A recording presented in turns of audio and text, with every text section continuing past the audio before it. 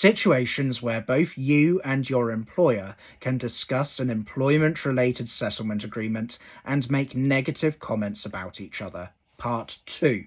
I'm Richard Hiron, also known as the Hironator, and I'm an employment law solicitor. So the situation that we're talking about this week is where there is an active court or tribunal case going on at this point in time when you are signing the settlement agreement.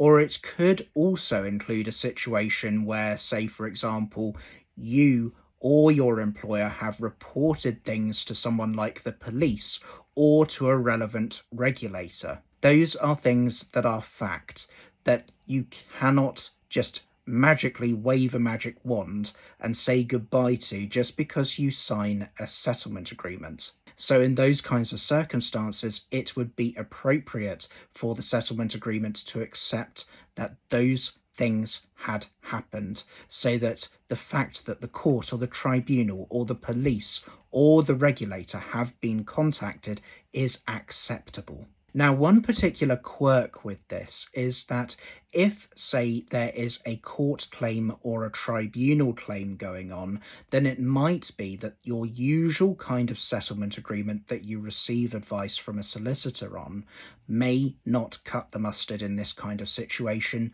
because if you have gone to a court or tribunal and you are being offered a settlement agreement, as part of that, to avoid having to go any further through that court or tribunal process, then it's arguable that you would have to be signing what we call a COT-free agreement. That's COT free.